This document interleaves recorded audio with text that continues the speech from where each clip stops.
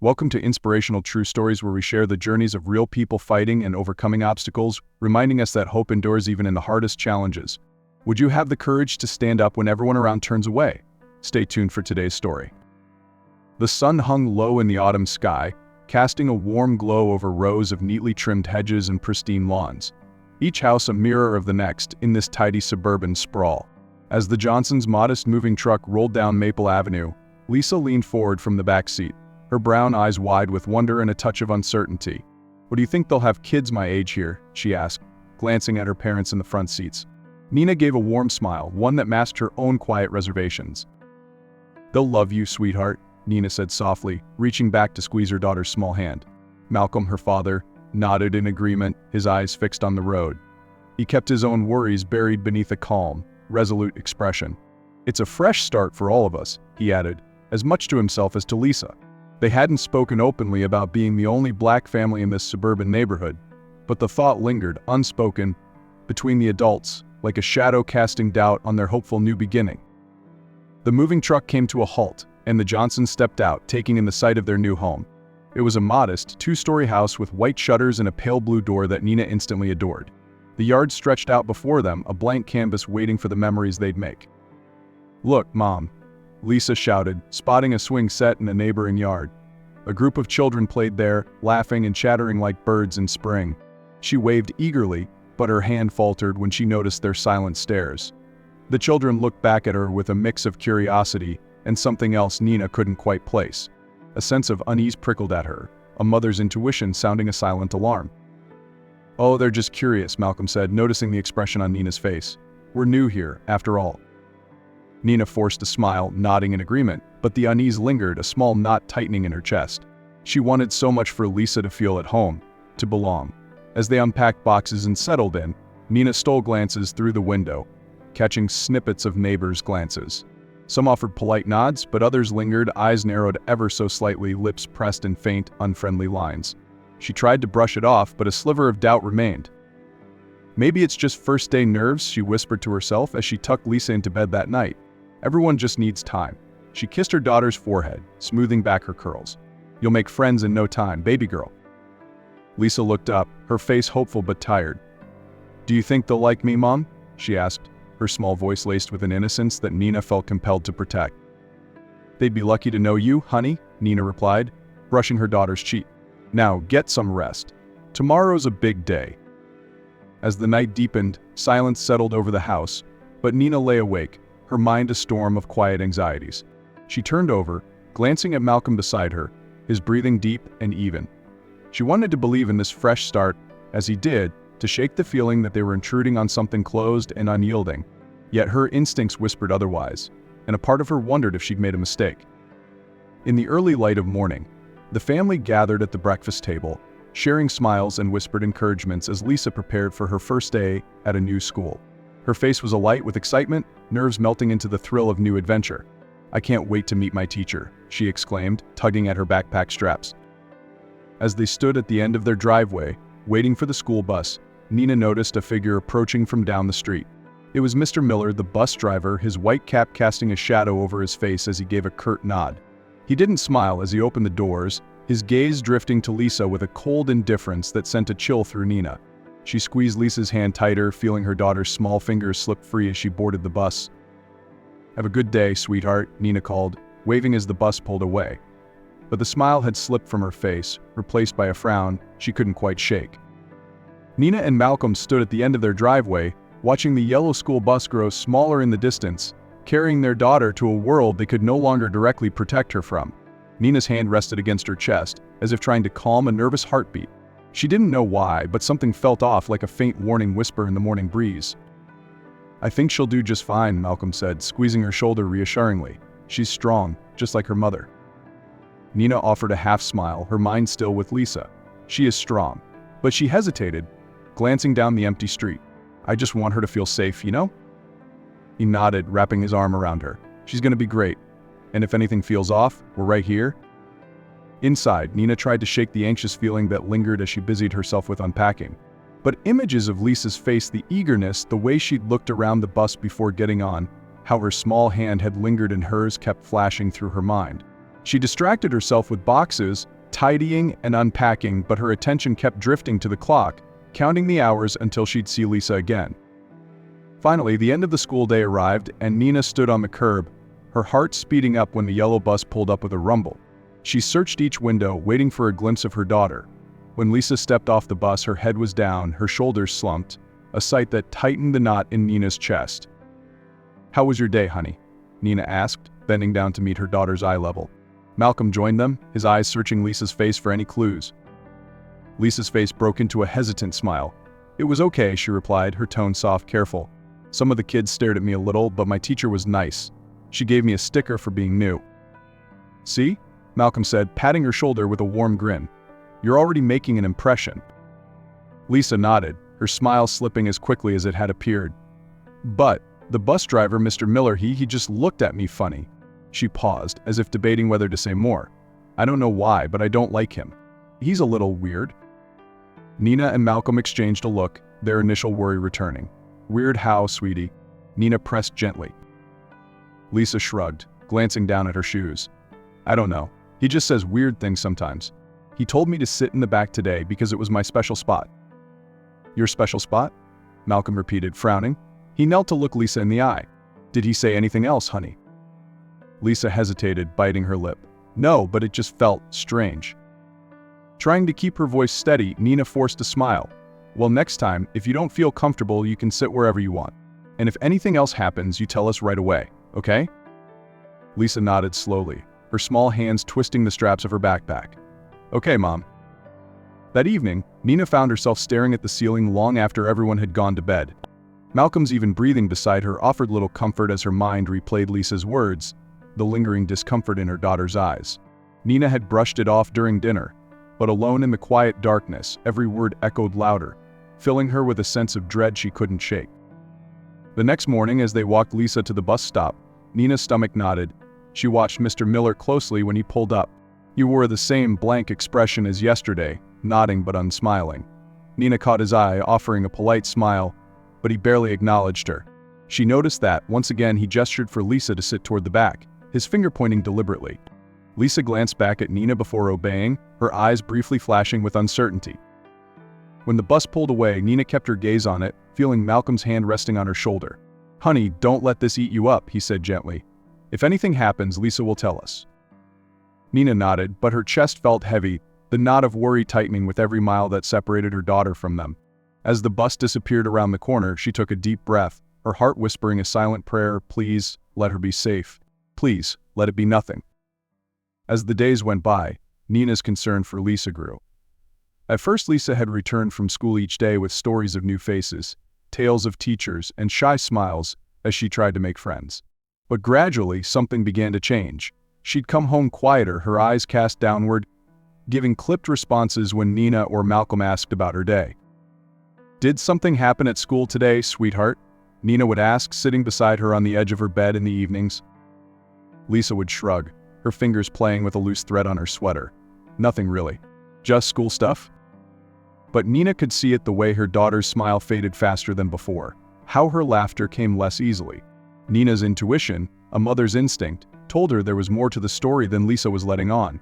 Her thoughts returned to Mr. Miller, the bus driver, whose presence seemed to bring a slight, uneasy shift in Lisa's demeanor. One evening after dinner, Nina overheard Lisa talking to herself in her room, her voice quiet and tense. When Nina peeked in, she saw her daughter sitting cross-legged on her bed, muttering under her breath. She knocked gently, startling Lisa, who quickly looked away, her face flushing. "If you find it interesting, please comment number 2. If it is not interesting, please press number 1 so we can fix the content to be better and better." "Mom," she stammered. I was just thinking." Nina sat down beside her, a gentle hand on her daughter's shoulder. "You know you can tell me anything, right? If something's bothering you, I'm here to listen. Always." Lisa hesitated, her fingers twisting the fabric of her pajamas. "Mr. Miller, he's strange, Mom. Sometimes he says things that make me feel weird." A chill crept through Nina's spine. "What kind of things, honey?" Lisa looked down, as if afraid to say it out loud. "Well, he calls me his special passenger and tells me I'm lucky to sit in the back. He told me not to talk about it, that other people wouldn't understand." She glanced up, her eyes wide with a mixture of fear and confusion. "Why would he say that, Mom?" Nina felt a pang of anger rise in her chest, but she pushed it down, focusing instead on calming her daughter. "Honey, that sounds inappropriate, and it's not okay for him to make you feel uncomfortable like that." She took a steadying breath, hoping her voice wouldn't betray the anger she felt toward Mr. Miller. "From now on, if he says anything that makes you feel uncomfortable, you tell me or Dad right away, all right?" Lisa nodded, her expression one of relief mixed with lingering apprehension. "Okay, Mom. I just didn't want to make a big deal out of it." "Sweetheart, if it bothers you, it's important. And it is a big deal," Nina reassured her, hugging her daughter close.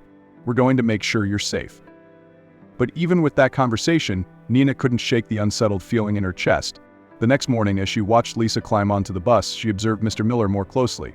His expression was impassive, almost detached. But Nina noticed a flicker in his gaze, a strange, assessing look as he watched Lisa take her seat. Over the following days, Lisa continued to grow more withdrawn. Malcolm noticed it too, though he tried to keep a positive outlook. "Maybe it's just part of adjusting to a new school," he suggested one evening, as they sat at the kitchen table, voices low to avoid Lisa overhearing. Nina shook her head, her eyes dark with worry. "No, it's more than that, Malcolm. I can see it in her eyes. She's scared of something or someone, and I think it's him." One morning, unable to ignore the gnawing in her stomach any longer, Nina decided to follow the bus. She trailed behind at a careful distance, her fingers clenched around the steering wheel. Her heart pounded as she watched the bus make its way through the neighborhood. At each stop, she noted the other children getting on, some greeted with smiles or waves from Mr. Miller.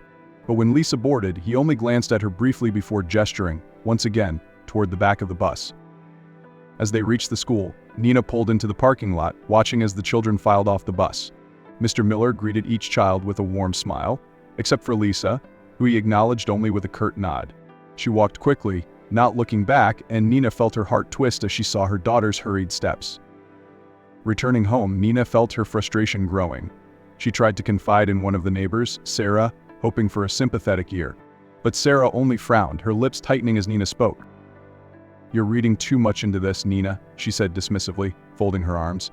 "If you're so unhappy here, maybe this isn't the right neighborhood for you. Maybe you should consider other options." Nina felt the sting of those words. She wanted to say something, to push back, but she forced herself to take a deep breath, refusing to let her emotions show. "Thanks for your perspective, Sarah," she replied, her voice steady though her heart pounded with frustration. As she walked away, Nina couldn't ignore the growing certainty inside her. Something was wrong, and she was going to find out exactly what it was. The following days weighed heavily on Nina's mind. She couldn't ignore the changes in Lisa's behavior. Her once bright, chatty daughter now seemed lost in thought, her smiles fewer, her voice quieter. She'd come home mumbling a quick school was fine, before retreating to her room, shutting the door softly behind her. Nina's heart ached to see Lisa's light dimmed, and she knew she couldn't stand by any longer. One chilly morning, Nina made a firm decision. She would follow the bus again, only this time she wouldn't just watch from afar, she wanted to see for herself how Mr. Miller behaved with the children. As the bus pulled up, she parked her car a few spots away, far enough that she wouldn't draw attention but close enough to observe. Her eyes followed every movement as the bus doors opened and closed, children stepping on one by one. She felt her pulse quicken as she watched Mr. Miller, studying his face, his gestures, his interactions. Each child he greeted with a small smile, a slight nod. But when it was Lisa's turn, Nina noticed the subtle shift in his demeanor. The smile vanished, replaced by a faint, indifferent look. He waved her to the back of the bus, almost dismissively, his hand gesturing with a slight impatience. Lisa's shoulders slumped as she made her way down the aisle, eyes downcast. Nina watched, her fists clenching unconsciously around the steering wheel, as her daughter sat alone in the back, separate from the other children. As the bus pulled away, Nina's heart ached with a painful realization. Lisa wasn't just imagining things, and neither was she. This wasn't her own fear manifesting, this was real. She had witnessed it herself, Mr. Miller's coldness, the way he treated Lisa differently. And it wasn't just the way he looked at her. It was the way Lisa responded, as if she'd already learned to expect that kind of treatment. At the school, Nina parked near the main entrance and waited as the children filed off the bus. Mr. Miller was his usual self, friendly enough with the other kids, but as Lisa passed, Nina noticed his face grow blank, his nod curt and distant. Lisa hurried past him, her steps quick and purposeful, eyes fixed on the school doors ahead. Watching her daughter's retreating figure, Nina's chest tightened, filled with a mixture of anger and sorrow. That evening, As she helped Lisa with her homework, Nina noticed her daughter's guarded expression, as if she were hiding something beneath the surface. "How was school today, sweetheart?" she asked gently, hoping for an open. Lisa shrugged, her eyes flickering briefly to Nina's before returning to her notebook. "It was fine, Mom, just school." "Did Mr. Miller say anything today?" Nina asked, keeping her tone casual but her gaze intent. Lisa paused, her pencil hovering over the page. For a moment, she seemed ready to speak, but then she just shook her head. "No, nothing important." Nina felt the familiar frustration building inside her, but she pushed it down, not wanting to pressure Lisa. She knew that pushing too hard might make her daughter retreat further. Instead, she simply reached over and squeezed her daughter's hand. "You know you can always tell me anything, right?" Lisa looked up, her expression softening just a little. "I know, Mom." Over the next few days, Nina's suspicions only grew. Each morning, she watched the interactions on the bus, noticing how Lisa was almost always the last to board, how Mr. Miller's gaze lingered on her a little too long, his expression cold and unreadable. She watched the way he seemed to single her out, keeping her separate from the other children in subtle but deliberate ways. She couldn't pinpoint exactly why, but every interaction left her feeling unsettled. One morning, as she was watching from her car, Nina noticed something new, a slight smirk on Mr. Miller's face as he waved Lisa toward the back of the bus. The smirk was barely perceptible there for only a moment, but it was enough to send a chill through her. She clenched her jaw, feeling her frustration and anger mount with each passing day. Unable to ignore it any longer, Nina decided to confide in Malcolm that evening. She described every detail she'd seen, every interaction she'd witnessed. Malcolm listened carefully, his face growing darker with concern as she spoke. "I can't ignore it, Malcolm," Nina said, her voice tight with emotion. "There's something wrong here. The way he looks at her, the way he isolates her. I know it might sound paranoid, but I feel it in my gut." Malcolm sighed, rubbing his temples. "You're not paranoid, Nina. You're her mother. If something feels wrong, we need to take it seriously." He placed a hand on her shoulder, his grip firm and reassuring. "We'll get to the bottom of this." That night, Nina lay awake, her mind a whirlwind of thoughts and worries. She replayed every detail in her head, her worry growing into a fierce resolve. She knew she wouldn't rest until she uncovered the truth, until she could protect Lisa from whatever darkness seemed to shadow her steps. As the days stretched into weeks, Nina's concerns didn't ease, instead they deepened, like roots growing unseen beneath the surface. But every time she tried to voice her worries, she found herself met with polite, dismissive smiles or vague reassurances from neighbors. It seemed no one else saw what she did, or maybe, she thought bitterly, they just didn't want to. One afternoon, hoping to find an ally, Nina walked across the street to visit Sarah, a neighbor who had been friendly enough when they first moved in. She knocked on the door, her heart pounding with nervous energy as she waited, wondering how she'd explain her suspicions without sounding irrational. When Sarah opened the door, her face brightened, but the warmth seemed to fade slightly as she took in Nina's expression. "Hey there, Nina. Everything all right?" Nina forced a small smile, shifting awkwardly. "I was wondering if we could talk. There's something that's been bothering me." She hesitated, then took a deep breath, deciding to lay it all out. "It's about Mr. Miller, the bus driver. I've noticed he's different with Lisa. He makes her sit at the back every day, and sometimes he says things that make her uncomfortable. I don't know. It feels wrong." Sarah's smile tightened, and a flash of something like irritation passed over her face. She folded her arms, her posture shifting, becoming guarded. "Oh, Nina," she said with a dismissive chuckle. "I'm sure it's nothing. Mr. Miller's been here for years, he's harmless. Maybe you're just overthinking it a bit." Nina's heart sank, but she pressed on, her voice steady. "It's more than that, Sarah. I've seen how he looks at her, how he singles her out. I just can't shake the feeling that something isn't right. I thought maybe you'd notice something, too." Sarah sighed, her face hardening as she looked away. "Look, Nina, this neighborhood's always been quiet, safe. Maybe you're just not used to how things work here. We all know each other. Maybe you're the one seeing things that aren't there." The words hit Nina like a slap. She forced herself to stay calm, even as frustration simmered beneath her polite smile. "I'm not trying to make trouble, Sarah. I just want my daughter to feel safe." "If you don't like it here, Nina," Sarah said with a faint sneer, her voice dropping to a low, cool tone, "maybe you should think about living somewhere else." Her gaze turned pointed, dismissive, and Nina felt a prickling heat rise to her cheeks. Sarah turned away, her dismissal clear, and Nina was left standing there, her heart pounding, a hollow ache settling in her chest. As she walked back to her own house, Nina's thoughts raced, a mixture of anger, sadness, and helplessness swirling within her. She had never felt so isolated, so unsupported. It was as if the entire neighborhood had closed ranks around her, like she was an outsider intruding on something private and unyielding. How could they not care, she thought, biting back the tears that threatened to fall. That evening, Nina shared the encounter with Malcolm, her voice quiet, laced with frustration. "I went to Sarah today, hoping she'd understand," she said, her shoulders slumping as she spoke. "But all she did was brush me off, like I was imagining things. And then she suggested that maybe we weren't a good fit for this neighborhood." Malcolm's jaw clenched, his eyes darkening. "That's unbelievable," he muttered, rubbing his hand over his face. "We've done nothing but try to fit in here to make this place a home. And when we reach out, that's how they respond." Nina nodded, feeling a mix of anger and sadness. It's like they don't even care. Or maybe they just don't want to see what's right in front of them. Malcolm wrapped his arms around her, holding her close. "We're not going anywhere," he said firmly. "We have as much right to be here as anyone else, and we're not going to let them make us feel otherwise. If they can't handle the truth, that's on them. But we're going to keep pushing until someone listens." In the days that followed, Nina tried to keep her spirits up, but her frustration weighed heavily on her. Every time she saw Sarah in the yard or passed another neighbor at the mailbox, she'd receive a polite nod or tight-lipped smile, a silent message that she was unwelcome, that her concerns weren't worth listening to. But Nina didn't let it stop her. She knew that keeping quiet wasn't an option, not when Lisa's safety was at stake. Her determination only grew stronger, fueled by the isolation she felt from the people around her. She resolved to be vigilant, to stay by her daughter's side, and to keep pushing for answers. No matter how hard it was, no matter how many doors were closed in her face, Nina knew she couldn't afford to give up. As the leaves began to fall and the days grew colder, Nina found herself bracing for whatever lay ahead.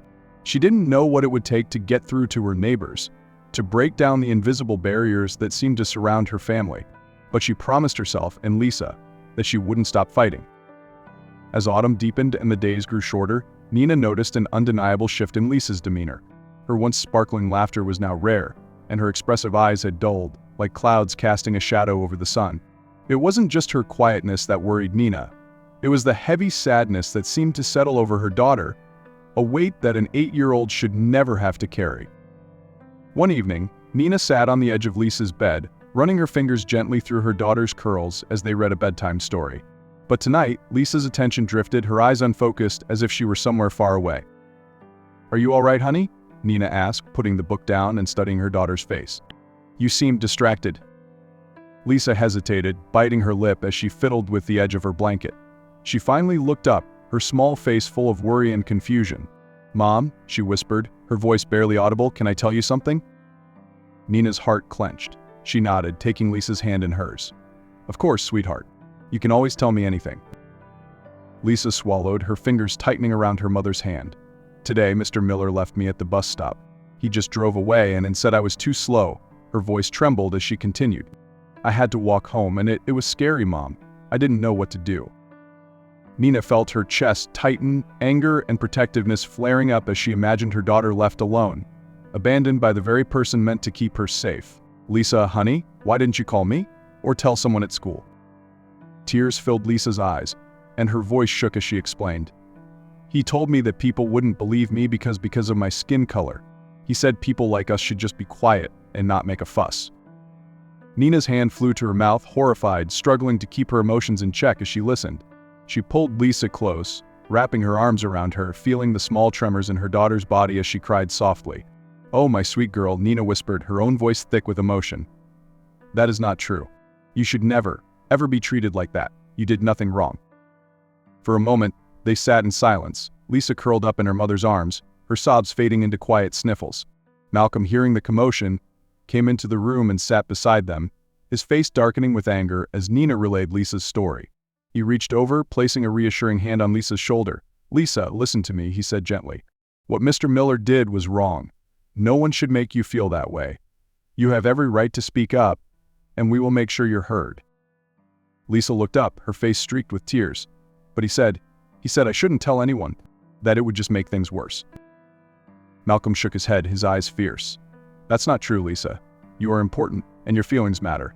We're going to make sure that people know the truth." Nina wiped the tears from Lisa's cheeks, her heart aching at the sight of her daughter's pain. "You are so brave for telling us, sweetheart, and I promise we're going to protect you." But the days that followed were anything but easy. Lisa's spirit, once so bright and full of life, seemed dimmed by the hurt she'd experienced. She no longer skipped to the bus in the mornings, but instead approached it hesitantly, casting nervous glances back at her parents before stepping on. Nina and Malcolm watched her closely, their hearts heavy with worry, seeing the strain that this unspoken fear placed on their young daughter. At night, Nina could hear Lisa murmuring in her sleep, fragments of worried thoughts slipping through as she tossed and turned. Each morning, Nina felt her own determination harden, fueled by the injustice her daughter faced. She knew that Mr. Miller's behavior was more than a series of isolated incidents. It was a deliberate attempt to make Lisa feel small, invisible, unwelcome. One particularly cold morning, as Nina held Lisa's hand at the bus stop, she noticed her daughter's eyes were rimmed red, her face pale against the chilly breeze. Lisa looked up, her voice almost a whisper. "Mom, do I have to take the bus today?" Nina's heart broke a little at the sight of her daughter's exhaustion, her once vibrant spirit dulled by fear and sadness. She knelt down, her hands on Lisa's shoulders. "No, sweetheart," she said gently. "You don't have to. Today and every day from now on, we'll drive you to school. I promise you won't have to face him again." Lisa's relief was visible, a small but genuine smile breaking through her tired expression. She hugged her mother tightly, as if drawing strength from her warmth and comfort. As they walked back to the house, Malcolm joined them, wrapping an arm around both of them. "We're in this together," he said firmly, a fierce determination in his eyes. "And no one is going to make our daughter feel like she doesn't belong." In that moment, Nina felt a renewed sense of purpose. She knew they were only at the beginning of their fight, but together, they would face whatever lay ahead. For Lisa's sake, and for the peace of their family, they would make sure that the world knew what Mr. Miller had done. And somehow, they would find a way to help Lisa reclaim the light that had been dimmed. The weight of Lisa's words lingered in the air, echoing in Nina and Malcolm's minds long after they put her to bed that night. The quiet house only seemed to amplify their shared frustration, anger simmering beneath the surface, fueled by the helplessness of watching their daughter suffer. They both sat at the kitchen table, their hands clenched around mugs of cooling tea, neither of them speaking for a moment, as they absorbed the gravity of what Lisa had revealed. Finally, Malcolm broke the silence, his voice low but resolute. "We can't let this slide, Nina. What he's doing to her, it's wrong on every level. She's just a little girl, and no one has the right to make her feel like she doesn't belong." Nina nodded, her jaw tight with determination. "We have to report him. This is beyond a misunderstanding or a bad day. He's deliberately targeting her, Malcolm, and she's terrified." She glanced down at her hands, the memory of Lisa's tear-streaked face and trembling voice still fresh in her mind. No child should feel that way, not in their own neighborhood, not anywhere. Malcolm reached across the table, taking her hand in his. "We'll take it to the school and the police if we have to. This isn't just about protecting Lisa, it's about making sure he can't do this to anyone else." The next morning, they both took a day off work, knowing that this matter needed their full attention. After dropping Lisa off directly at school, they headed to the school office to request a meeting with the principal. They were determined to bring Mr. Miller's behavior to light, to make sure that someone in authority understood the impact he was having on their daughter. As they sat across from the principal, Nina explained each incident, her voice calm but intense, as she recounted how Mr. Miller had singled out Lisa, made her sit at the back, and left her stranded at the bus stop. Malcolm's fist clenched as he listened, his anger barely restrained as he thought about the fear Mr. Miller had instilled in his daughter. The principal, a middle-aged woman with sympathetic eyes, nodded thoughtfully, jotting down notes as they spoke. "This is certainly concerning, and I'm so sorry that Lisa has had to go through this," she said, her brow furrowing in genuine empathy. "We'll open an investigation and speak to Mr. Miller about his behavior." But Nina couldn't help noticing the slight hesitation in her voice, the careful way she worded her response. "I understand investigations take time," Nina said, her voice firm, "but we need immediate action. Lisa's well-being is at stake, and I can't put her back on that bus with him while this is happening." The principal nodded slowly, offering a cautious reassurance. "In the meantime, you're welcome to drop Lisa off directly. We'll work as quickly as we can to gather the information we need." Though it wasn't a complete resolution, Nina and Malcolm left the school with a sense of purpose. But they knew they couldn't rely solely on the school's internal investigation. They needed to ensure that Mr. Miller's actions were formally documented, so they headed to the police station next. At the station, they were met by Officers Thompson and Brooks, two seasoned officers who listened as Nina explained their concerns. Thompson, an older officer with a skeptical expression, seemed to question the severity of the situation, his eyebrows raised as he listened. "So, just to be clear," Thompson said, His voice gruff. "You're saying the driver asked her to sit in the back and left her at the stop one day? That's upsetting, sure, but it doesn't sound criminal." Nina's face tightened, frustration rising within her. "It's not just about her seat, officer. He's making her feel unsafe, intentionally isolating her. And then he told her not to say anything because people wouldn't believe her due to her race. If that doesn't raise alarms, I don't know what does." Officer Brooks, younger and with a more open demeanor, nodded thoughtfully. "It's definitely troubling. We'll make a report and look into it further," he said, glancing at Thompson as if to prompt a more supportive response. Thompson sighed, relenting slightly. "All right, we'll file it and see what we can find. Sometimes these situations can take time to unravel." Nina and Malcolm left the station feeling a mix of relief and lingering unease. They'd taken the first steps, but the journey to justice felt daunting, like an uphill battle against a system hesitant to take action. That evening, as they sat with Lisa at dinner, they spoke in gentle terms, reassuring her that she'd done nothing wrong. "We've told some people who are going to make sure Mr. Miller understands that what he did is wrong," Malcolm explained, his voice calm but firm. "No one should ever treat you like that, and we're going to make sure it stops." Lisa looked up at them, her face a mixture of hope and fear. "Will he get in trouble?" Nina nodded, reaching across the table to hold her daughter's hand. "He will, sweetheart. We're making sure of it. You deserve to feel safe, and we won't stop until you do." As she looked into her daughter's eyes, Nina felt a renewed sense of purpose. They had taken the first steps, and while the road ahead would be difficult, they were prepared to fight for Lisa, for their family, and for the peace they all deserve. The following week, Nina and Malcolm anxiously awaited news from the police, hoping that their concerns wouldn't be dismissed as overreactions. They wanted to believe that, finally, the system would step in to protect their daughter. But with each passing day, their confidence wavered. Each time the phone rang, Nina's heart would skip a beat, only to feel a sinking disappointment when it wasn't the call they were waiting for.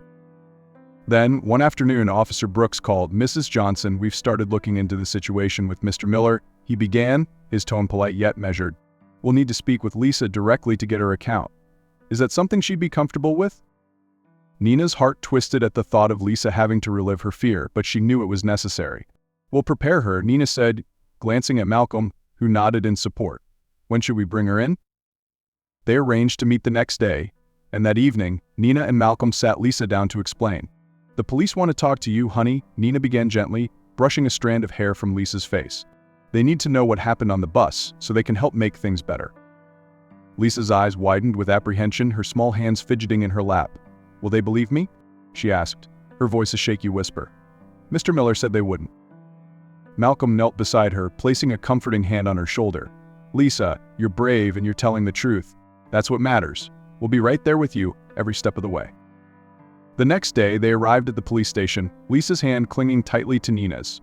Officer Brooks greeted them with a warm smile, his reassuring presence helping to ease some of Lisa's nervousness. "Hey, Lisa," he said kindly, crouching to her level. "I just want to hear your story. You can tell me whatever you feel comfortable with, okay?" Lisa nodded slowly, glancing at her parents for encouragement before she began. Her voice was quiet at first, her words halting as she recounted each unsettling encounter with Mr. Miller. She described how he made her sit at the back of the bus, how he'd ignored her while greeting other kids, and how he'd left her behind one day, telling her no one would believe her because of her skin color. As she spoke, Nina saw the weight lifting from her daughter's shoulders, each word releasing a piece of the fear she'd been carrying alone. When Lisa finished, Officer Brooks nodded solemnly. "Thank you, Lisa. That took a lot of courage." He glanced at Nina and Malcolm, his expression one of understanding and shared outrage. "We'll follow up with this information." As they prepared to leave, Officer Thompson appeared, his skeptical gaze fixed on Malcolm and Nina. He motioned for them to speak privately while Lisa waited with Officer Brooks. "I understand your concerns," he began, though his tone carried a hint of impatience. "But you need to understand these things can be difficult to prove. We have to tread carefully." Nina felt her frustration flare. "Officer, this isn't just about discomfort. Mr. Miller has been isolating and intimidating our daughter. She's 8 years old. Can you imagine how terrifying that must feel for her?" Thompson gave a small sigh, scratching his chin. "Look, Mrs. Johnson, we'll do what we can. But we can't move forward without clear evidence of malicious intent." Malcolm stepped forward, his voice steady but firm. "So, our daughter's word isn't enough. You've heard her story. Are you going to wait until something worse happens?" Thompson's expression remained unreadable, but he finally relented. "We'll keep an eye on him and dig deeper." But understand, these cases take time. Leaving the station, Nina felt a mix of relief and frustration. They had taken a step forward, but the way Officer Thompson had minimized Lisa's experience left her feeling unsettled, as if their fight was just beginning. The system, she realized, was a wall they'd have to break through, brick by brick, to protect their daughter. Over the next few days, the police began their investigation, interviewing other students and staff at the school. Nina and Malcolm kept close watch on Lisa's demeanor, noticing subtle changes. Her shoulders relaxed a little more, her eyes grew a touch brighter, and her laughter slowly returned. Still, they sensed her lingering hesitation, a sign that her trust in the world around her had been shaken. One evening, as they sat together for dinner, Lisa looked up, her face soft but up. "Mom? Dad?" she asked quietly. "Do you think Mr. Miller will have to leave?" Nina reached across the table, taking her daughter's hand. "We don't know yet, honey. But whatever happens, we're going to make sure you feel safe. That's what matters most." Malcolm added, his voice gentle but resolute, "We're doing this because you deserve to feel safe, Lisa. No one has the right to make you feel small. And we're going to keep fighting until that's true." Lisa's small smile brought warmth back into their home, a glimmer of hope that they could somehow right the wrongs she had endured. And as they cleared the dishes and talked about the week ahead, Nina felt a spark of determination reignite within her. She and Malcolm had started a fight for justice that wasn't over yet, but one thing was certain: they wouldn't stop until they'd secured a safe, welcoming world for their daughter. As news of the police investigation into Mr. Miller quietly spread, the Johnsons noticed subtle shifts in their neighbors' attitudes. A few parents started casting wary glances toward the school bus, and whispered conversations sprang up at neighborhood gatherings. The Johnsons still felt largely alone, but hints of awareness began to ripple through the community, like the first stirrings of a breeze before a storm. One morning, as Nina waited to pick up Lisa from school, a woman approached her. She was a little older than Nina, with a kind but reserved expression. "Hi, Miss Johnson, right?" she said, holding out her hand. "I'm Monica Reed. My family lives just around the corner." Nina recognized Monica as one of the few other black families in the neighborhood, though they'd never formally met. "Yes, that's me. Nice to meet you, Monica," Nina replied, shaking her hand. Monica hesitated, glancing around before speaking in a low voice. "I wanted to reach out because, well, we've had our own experiences with Mr. Miller, and I think it's time people started talking about it." Nina felt a rush of relief and gratitude. "You have?" she asked, her voice barely concealing her surprise. "I thought we were the only ones." Monica nodded, her eyes darkening with a mixture of frustration and empathy. "Our son, David, is a little older than Lisa, but we noticed that Mr. Miller would always make subtle comments to him, things that would seem innocent on the surface, but were meant to remind David he didn't quite belong. We tried to brush it off, thinking maybe we were imagining it, but it became clear over time that it was intentional." Nina felt a spark of validation. Here was someone who understood, who had seen the same patterns, felt the same frustrations. "I can't tell you how much it means to know we're not alone in this," Nina said softly. "Mr. Miller has made Lisa feel so unwelcome, so small. And when we brought it up with some of our neighbors, they just brushed us off." As she tended to her patients that evening, Angela felt a renewed clarity. She might not have Dr. Greaves' support, but she had her purpose, and she had a strength to withstand whatever came next. Mr. Edwards' support and the subtle shifts she had begun to sense among her colleagues gave her hope that even the most ingrained resistance could be overcome. In the quiet moments of the evening, Angela let herself envision a future at St. Mary's where the walls between people were built of trust and respect, not prejudice. She didn't know how long it would take to reach that place, or if she would even be there to see it, but she knew she would continue pushing forward, one step at a time. For Angela, this was more than a job, it was a mission, one that transcended any single confrontation or person, including Dr. Greaves. And so, with a quiet determination, she braced herself for the road ahead, knowing she would walk it with her head held high. The days following her confrontation with Dr. Greaves brought a wave of tension, but Angela pressed forward, drawing strength from her patience and the purpose that had guided her since she first donned her nursing uniform. Every glance, every whispered comment, every extra difficult assignment seemed designed to test her resolve, but Angela met each one with her quiet resilience. What she didn't know was that Mr. Thomas Edwards, the VIP patient, whose care she had so diligently overseen, was watching closely not just her work, but the culture within St. Mary's Hospital itself.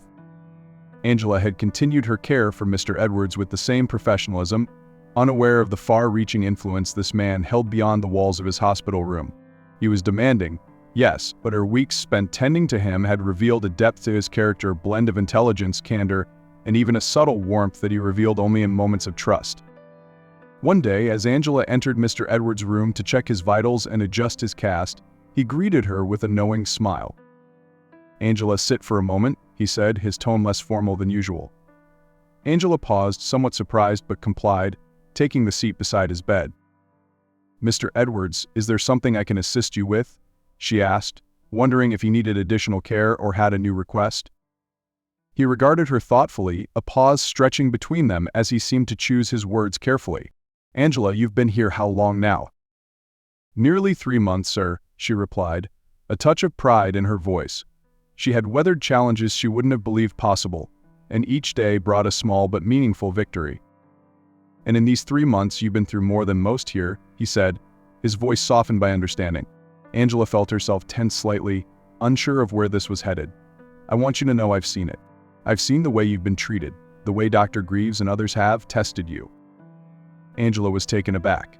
She had known Mr. Edwards noticed things, but she hadn't realized just how closely he'd observed her struggles. "Thank you, Mr. Edwards. I try not to let it affect my work," she replied, keeping her voice steady. "That's obvious," he said with a slight smile, nodding approvingly. "But you should know something. This hospital, its board, and much of its funding are under the purview of Healthcare United." Angela's brows knitted in confusion, recognizing the name but not quite understanding the implication. "Healthcare United?" she repeated. "Yes," he confirmed, his tone measured. "I am Thomas Edwards, CEO of Healthcare United. And we're not just any conglomerate, we are one of the primary backers of St. Mary's. I've invested a significant portion of our resources here to make this hospital a place of excellence, not just medically but culturally." A silence settled between them as Angela absorbed his words. She felt a wave of shock wash over her, quickly followed by a deep respect for the man before her. All this time she had thought of him as a challenging, high-profile patient, not as someone with the power to change the very system she worked within. Her pulse quickened at the realization of what this might mean. "Mr. Edwards, I had no idea," she managed, still grappling with this new understanding. He waved a hand, dismissing her shock. "I didn't intend for you to. I wanted to see for myself what the experience is like here for someone in your position. And I must say, what I've witnessed has been eye-opening. Angela, your resilience, your professionalism, you have proven yourself in ways that many here have not." A mix of emotions welled within her, pride, relief, and an unexpected hope. Mr. Edwards' words validated her struggles, and the potential for his influence stirred a sense of possibility she had not dared to entertain. He leaned forward, his gaze intent. "The prejudices, the barriers, this is not what healthcare should be. If my own institution harbors such biases, then I must be the one to initiate change. But I need people like you to help make that change happen." Angela swallowed, feeling the weight of his words. "I'm grateful, Mr. Edwards. I believe in the work we do here, and I want this hospital to be the place of healing it claims to be for everyone." He smiled, a genuine warmth softening his usually stern features. "Good. Then we have work to do. I've already spoken with the board, and I will be making some structural changes here, starting with our leadership. Dr. Greaves' actions will be reviewed, and I will personally ensure that St. Mary's fosters an environment that lives up to the standards we set for patient care. Diversity and inclusion will be more than just a statement on a website." A sense of relief flooded Angela, along with a powerful surge of determination. For so long she had been fighting silently, enduring the unspoken challenges thrown her way. Now, with Mr. Edwards as an ally, her vision of a more inclusive St. Mary's seemed within reach. As she stood to leave, Mr. Edwards offered a final piece of advice, his voice both encouraging and firm. "I never let anyone make you feel less than you are. Angela, you are an asset to this hospital and to healthcare. Hold your head high and continue the work you do. Change isn't easy, but it starts with people like you." Angela met his gaze, a steady resolve in her own. "Thank you, Mr. Edwards. I won't forget this." Leaving his room, Angela walked down the familiar corridors of St. Mary's with a new sense of purpose. The future still held challenges, but for the first time she felt she was not alone in facing them. With Mr. Edwards' support, she could see a path forward, one where she and others like her could finally find their rightful place within these walls. The following morning, word spread quickly through the corridors of St. Mary's General Hospital that a meeting had been called for all senior staff and department heads. The air buzzed with speculation. Such meetings were rare, and the urgency was palpable. Angela could feel the ripples of tension as she made her way to her assigned rounds, hearing snippets of hushed conversations and catching fleeting glances from colleagues who couldn't seem to hide their curiosity. In his room, Mr. Edwards sat with a calm composure that belied the significance of what he was about to do. His gaze was sharp, a man with a mission who had seen enough. The revelation of his true position as CEO of Healthcare United had not only unsettled the staff but also cast his presence at St. Mary's in a new, powerful light. Now, with a steely resolve, he was ready to confront the systemic issues he had witnessed firsthand. In the large conference room where the meeting was held, Dr. Greaves and other department heads assembled, murmurs of curiosity and concern swirling around them. Dr. Greaves himself looked uneasy, his usually confident posture somewhat tense, as he glanced at the clock, waiting for the meeting to begin. The tension thickened when Mr. Edwards entered, his presence commanding the room into immediate silence. "Thank you all for gathering on such short notice," he began, his voice calm but authoritative. "As some of you may have realized, my time here as a patient has been informative. I came to St. Mary's expecting to see a hospital of excellence, a place where patients receive not only the best care but also the dignity and respect they deserve. But I'm afraid what I've witnessed here tells a different story." A murmur rippled through the room. The senior staff exchanged wary glances, unsure of where Mr. Edwards was leading. Dr. Greaves shifted uncomfortably in his seat, a subtle frown creasing his brow. "I have witnessed behaviors and attitudes that have no place in modern healthcare," Mr. Edwards continued, his gaze piercing. "Biases, microaggressions, outright discrimination, all of which impact not only the staff but ultimately the care of our patients. It is unacceptable, and I will not stand by and allow this to persist in an institution that Healthcare United supports."